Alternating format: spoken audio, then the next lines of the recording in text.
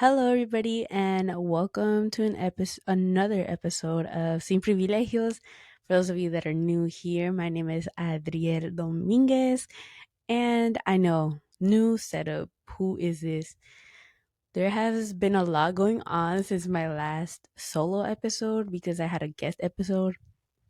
This podcast is still relatively very new. I think Yawa said 1 month. So this is like the first month that I've been doing this. So for those of you who have been watching my videos, thank you so much. And thank you for the feedback, the support, the follows and the likes and all that.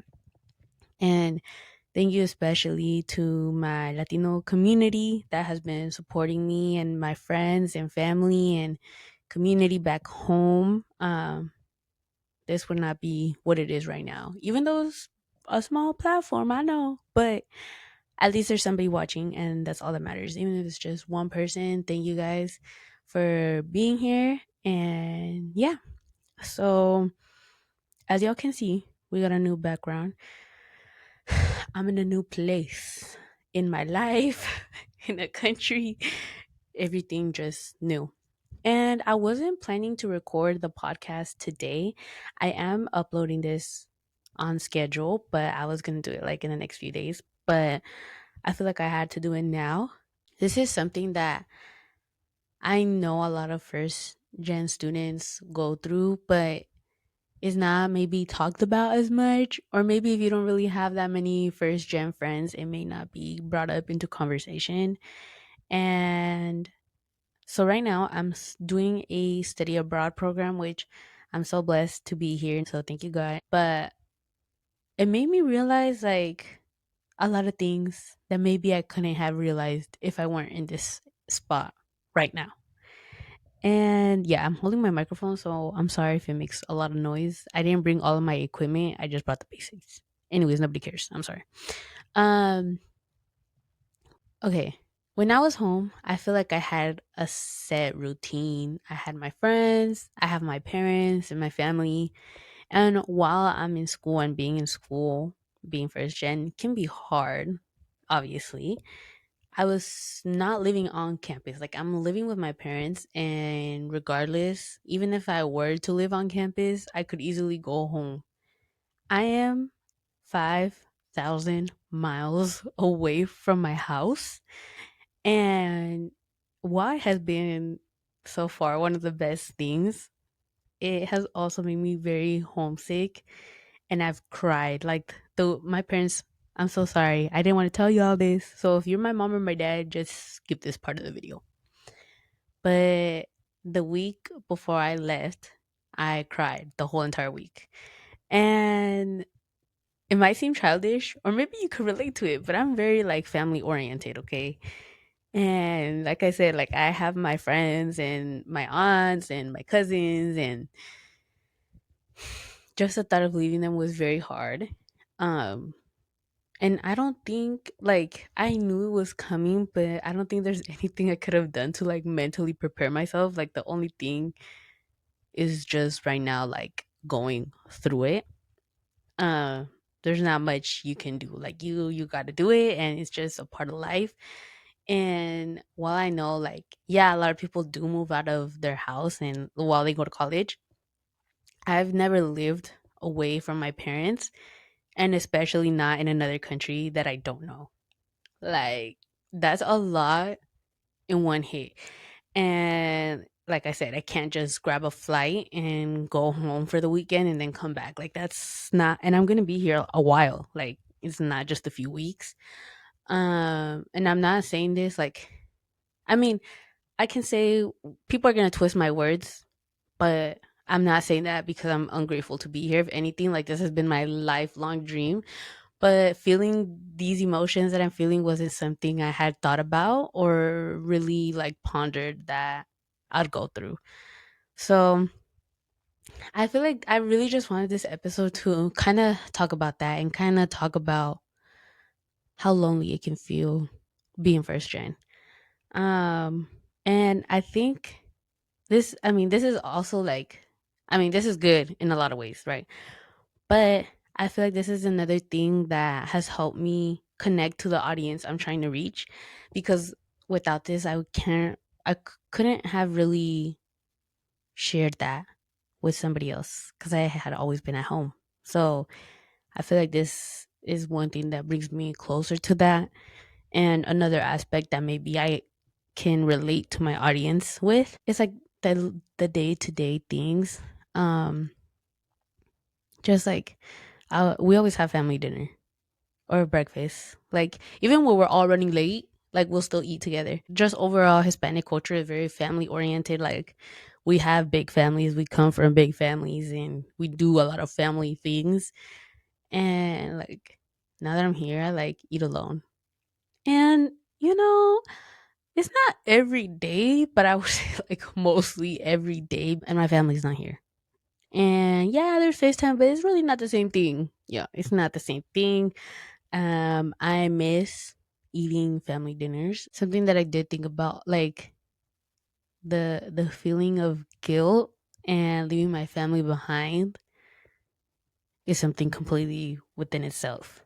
Um, you know, my parents have very physically demanding jobs. Okay, my parents, they use their body. They do a lot of physical labor. Y es muy pesado.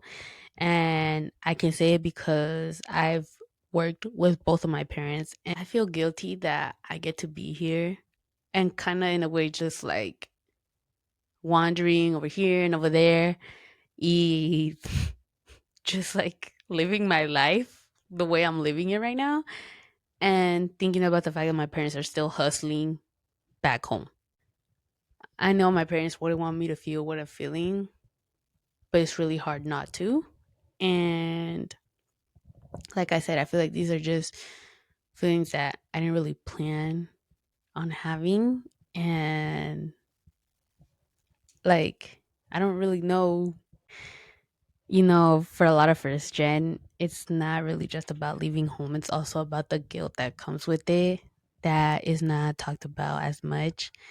And, for some people, mm, I feel like where I'm standing right now, it's a norm.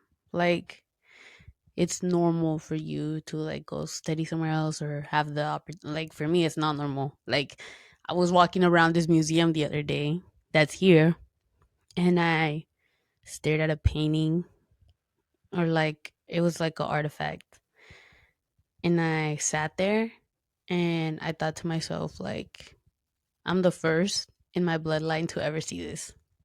Like there's so many generations before me, and I'm the first one to be here, and I'm the first one to witness it and see it with my eyes. And even though this thing is like thousands of years old, I'm the first one to see it, and I'm 20. And just like seeing, like, in that same place there was like little kids with their parents, and it's like the norm.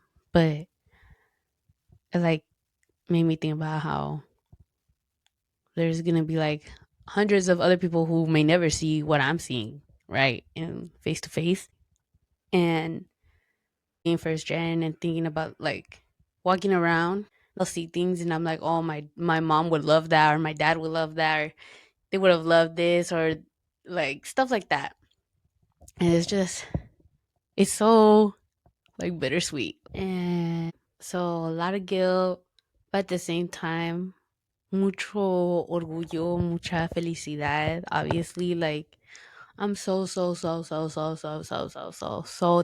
to have this opportunity. I'm so grateful to have this opportunity, and I'm so grateful to be here and like walking around and like seeing stuff is like mind blowing. Like I feel like I can't get used to it yet.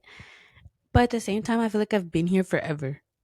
Like it's only been a week and maybe like 4 or 5 days. So almost 2 weeks that I've been here, but I feel like I've been here like three, and I'm not even exaggerating. Like the days here feel so long, but I feel like also because I don't have my friends or my family, time goes by slower when you're alone. And I feel like I've always been pretty good at being alone, because like I said, like growing up I didn't really have like close friends.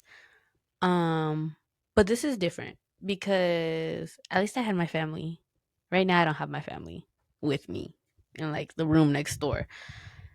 So it's like I'm like having to find ways to appreciate my solidarity.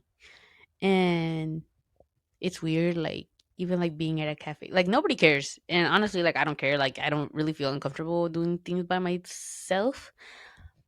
But it's a weird sensation every day, especially because back home I'm surrounded by people every single day. Like I would escape being around people. Like sometimes I would just grab my car and leave. Like let's say it was a Sunday, I'd like grab my car and I'd go grab coffee by myself. I'd go to the mall by myself because I wanted solidarity. And now that I have it, I'm like I want my family and I want my friends and I want my dogs. And it's so insane because I'm like, damn, you really aren't grateful for anything. Like you think that what you want is what you need, and when you have what you need, you don't appreciate it. But no, I've always appreciated my family, my friends. Like I'm always around them, but the concept is a little bit different this time. I've felt a lot of things at once. And then like cuando ando de vaga se me olvida, obviously, because I'm surrounded by a bunch of people. But then like when I eat or when I go to sleep, I'm like, I miss my family. But yeah, and I think another thing, well, I feel like those are the main stressors that I didn't really count on. And also, I've always been really independent, but for some reason, this feels a lot different. Like, I'm in charge of my groceries, I'm in charge of taking care of myself, going to and from places by myself. Like, no one's gonna wake me up if I sleep in. Like, my mom would usually do that, but now I don't live with my mom. So it's like, it's on you. If I usually don't get sick, which is good, but I'm like, what if I get sick one of these days? Like, who's gonna take care of me? Nobody.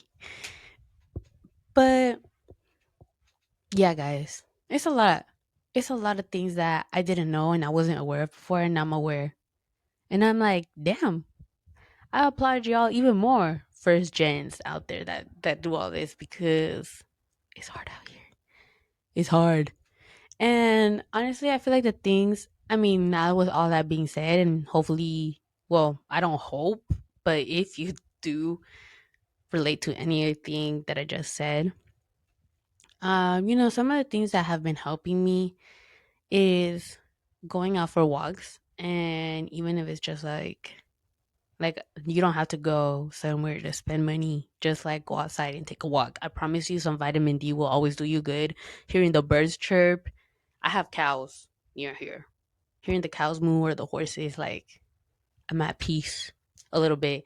It helps ground me. Or getting your favorite thing. I mean, here has been kind of hard because like the food is very different. But like now I've kind of been exploring and I kind of found something that I like and it makes me happy. So I'm like, okay, like if I'm having like a really bad day, well, even if I'm not having a bad day, I'll still get it because it's really best. I've like really been into chai. Anyways, that's like super off topic. But you know, that's kind of what's helped me. I've also really loved to always write. Like I'm a writer. I love writing. So journaling has helped me a lot, but that's something that I feel like I mean, I did drop that hobby for a minute. But like right now, like getting back into it, I'm like, yeah, this is good. I mean, the last time I wrote something was letters for my family and my friends. Um, so yeah, I guess I do write, but I guess I just wasn't writing like my feelings. And now that I'm out the house, I do write. So that has also helped me. And um, my roommates will have dinner with me like once a week because that was like our little agreement. And I feel like having that socialization and just being able to talk to somebody really helps. Um, and also like keeping in touch back home, it does feel good. Like seeing your people, you know, when you need them, or just being like, hey, I kind of need to talk to you right now, and just having them on the phone has been really helpful for me too. And I just like, yeah, like having the encouragement from my friends back home has really helped me and like kept me going. And also just like I believe in God, so just praying has helped me a lot. And like listening to worship music has helped me a lot and really grounded me, and like it makes me feel like I'm not alone. Because God is always with you, but I think it's just normal to feel that sometimes. But then, like, when I remember that, I'm like, yeah, like, girl, you're not alone.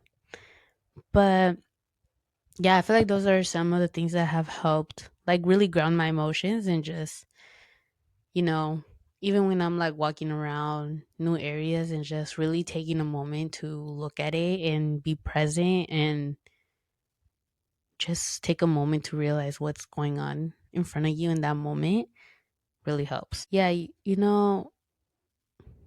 even though we're the first guys, no vamos a ser ni los primeros ni los últimos that feel this way. So we are going to push through and keep going and do what you got to do, because for me at least this is only the beginning. I guess another thing that like this experience has taught me is, I think I like mentioned it. I briefly touched on it earlier, but the fact that I feel like this is very normalized for the people around me on this trip, which I should speak for them because I don't know them personally.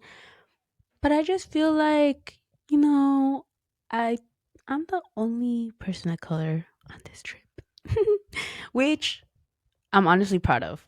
But there's a lot of things that they probably can't relate to because they're not even from the same vicinity that I'm from.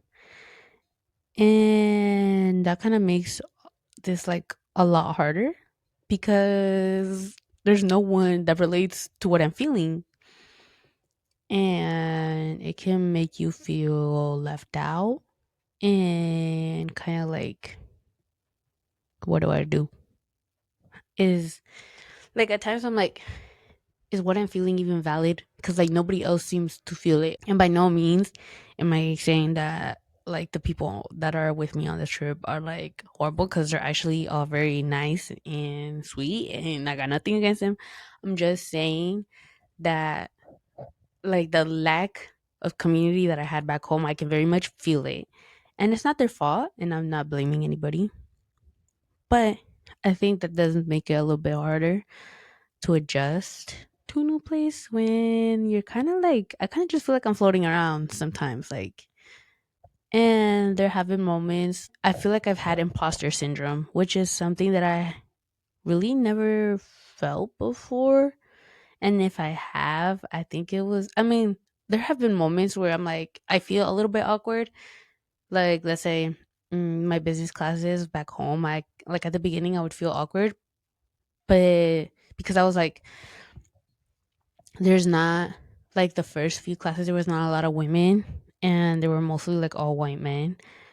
And that did make you feel uncomfortable, but like I just kind of got used to it. And I feel like it's always been like that for me. So it's not something that really bothered me because I just kind of grew up like that. But now that I'm here and the place that I'm gonna like be at and just where I'm located right now makes me, I've like been having a lot of imposter syndrome and just kind of feeling like a fraud. That's what it feels like. I kind of feel like I'm a liar. And like, why do you get to be here? Like, what did I do to be here? Even though I fought tooth and nail to be here, but there is that part of myself that gives me doubt. It makes me feel doubt. And it's kind of like, I saw this research paper, or like it was a book. I can't remember what it was.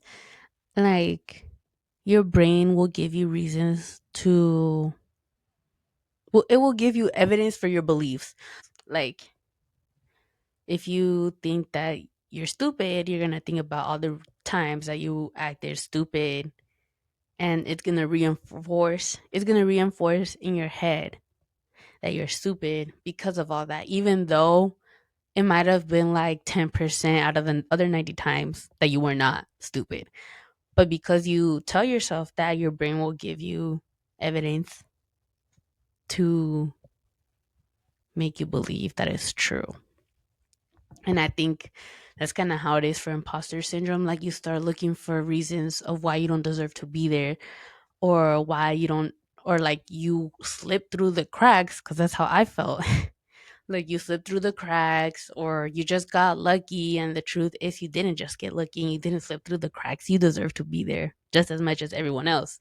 Like, and I've told my mom, like, I feel like sometimes I've gotten like a lot of weird stares because there's not a lot of diversity in this area, and they kind of look at me like sus. And the other day I went to go sit somewhere, and a white man refused to sit next to me at the restaurant, and I was like, but I didn't care because I really didn't care. Like, it really didn't affect me. But like, he refused to sit there, and it was a whole thing. But I'm not gonna get into it because actually, I am gonna get into it because it's my podcast. But he like he like I went. This was like the first day I got here. So well, I got here like kind of in the evening. The next day, I was like, I'm gonna go out for some brekkie. Anyways, I'm sitting there eating my breakfast, and I was like, just like there, like I literally like I went by myself, and I was eating, and then the like this couple came in, and it was a white guy and a white lady, and the waiter like kind of signaled for them to sit at the table next to me, and he refused to sit down. I don't know if it was mm, you know, but it kind of felt like that because he refused, and he like didn't listen to the waiter at all, and he just like sat where he wanted to sit, and hizo un berrinche, like I like hizo un berrinche, you guys, like he refused to sit there. And I was like, damn. But I was like, I don't care. Like, that we're in the same place, but what are you gonna do about it? Like nothing. I deserve to be here, and like we can afford the same food. Like, are you mad about that? Like dead ass. And yeah. So that was kind of weird. But yeah, and then I also went to go like take out the trash the other day, and I was looking for the garbage bins. And the people came out, and they were also white, and they were kind of just looking at me like, cause I don't know if I mean, it could be the fact that they've never seen me around before, but I'm like, I feel like if I was white, you wouldn't be looking at me like I was a weirdo. Like I'm literally just throwing away my trash and minding my own business. And then like there's kind of like a corner where you like go throw the trash out. So I kind of went in, I threw away the trash, and they were staring at me, right? And then like I saw them turn the corner, so I just assumed like they left. But when I turned the corner to go back to my house, they were just like standing there. And then I passed them, and they started walking behind me, kind of just like seeing where I was going to go. And I was like so weirded out because I was like, girl, what are you doing? Like, do I look sus? Like, I didn't even have like nothing on me that made me look suspicious, in my opinion. I was just throwing out the trash, like I said. And yeah, and then like I like started walking down the road to my house, or like the street, whatever. And I like stood in front of my door, and I kind of just waited for them to like pass me, and they were just like staring at me, so I was staring at them back because I was like, what's your problem? ¿Cuál es tu purrún? But yeah, they just stared at me, and then they like continued walking, and then I just like went inside my house after they left. But I was like, that's weird because nobody else in my cohort has experienced anything like that. So there's just been a lot of like I've had some weird moments. But I'm like, no, girl, because I deserve to be here. I cried a lot of tears to be here. And sometimes I just got to remind myself that. And like, yeah, I'm here and I deserve it. And it's going to be great. I'm very scared to fail. But there have been many moments where I thought I was going to fail and I didn't. So I'm not going to fail this time either. And I hope you guys remind yourself that you've already come so far. Wherever it is that you currently are at, you've already came very far. And don't let your own mind deceive you and trick you into thinking that you're not good enough, because I'm here to tell you that you are good enough. And you got a whole community. Some of the TikToks have really shook me, like seeing the comments and stuff. And there's also this person on TikTok who is I believe like a medical student, and he follows the podcast account. And like I also found this other creator who does like a lot of TikToks, and he talks about a lot of these issues, and I honestly love his videos and I think they're great. if you're feeling lonely, go and look for the community. I promise you, we are here to support you guys. And there's a lot of other people that are going through the same exact thing that you think that you may think is just a you problem. But I promise you, there are thousands of young adults going through the same thing. And we're here for y'all, and I'm here for you guys. Send me a DM. Like, my DMs are dry. I will answer you. I promise you, I will answer you. I'll make the time. Um, I am like 8 hours ahead from the US though, so like it might take me a minute, but I promise you I will answer your message. You know, I feel like I might make an updated version of this later on because, like I said, what I'm feeling is still very new, and I think it's good. Like the reason I wanted to get it out right, like this specific episode now, is because it's something I'm currently going through. I think I might make an updated version of that, but I mean, I did give you guys a little bit of tips that help. I think just like looking for things that comfort you in any way, whether it be like your favorite coffee or like going for a walk or maybe joining. Like for me, I've also thought about, I don't know if I'm going to do it yet because it's kind of like pricey, but I've been thinking about doing like a spin class maybe and like getting to meet people that way. So I'm like out more. And yeah, I mean, I had like a pretty good week. I had some like good highlights, but yeah, and I just wanted to make this episode because I want y'all to know that you're not alone. And like I said, look for us and you will find us. We're all in this together, literally. So yeah, thanks for listening to this shorter episode. I know it's gonna be a little bit shorter. The solo ones are always like they're a little bit harder for me to make long, only because I have to rant and I talk to myself a lot, but it's just harder when it's on the podcast because it's like actual. I don't know. It feels a little bit like I feel a little bit more pressure. Um, but that's it for this video. Thank you guys for listening. And if you guys have any topics, just send it into the Instagram DMs. I'll do like some of like the citizenship one was one that was requested. So I'm open to doing requests. Like I will do the research if I don't know. But yeah. And then guest episodes, like I said, I'm in a new country right now. I'm thinking about doing Zoom ones, but like I'll just do like it won't be like the first one that I did, which is like the camera can see both of us. I think if it's gonna be on Zoom, it might just be like the Sin Privilegios logo and that's it. But you'll still hear our voices. I think that's what I'm gonna do because I mean I can't really fly back home right now. But it's something I'm still in the works. Um so yeah, I'm not really sure where I'm gonna go with that, but most likely I'll still have guest interviews. They just won't have any visuals. So I'm sorry about that. But once I go back home, we'll get back with the program and I'll have more students and all that. So yeah, that's kind of a long rant. And yeah, okay. Ya los dejo. Bye.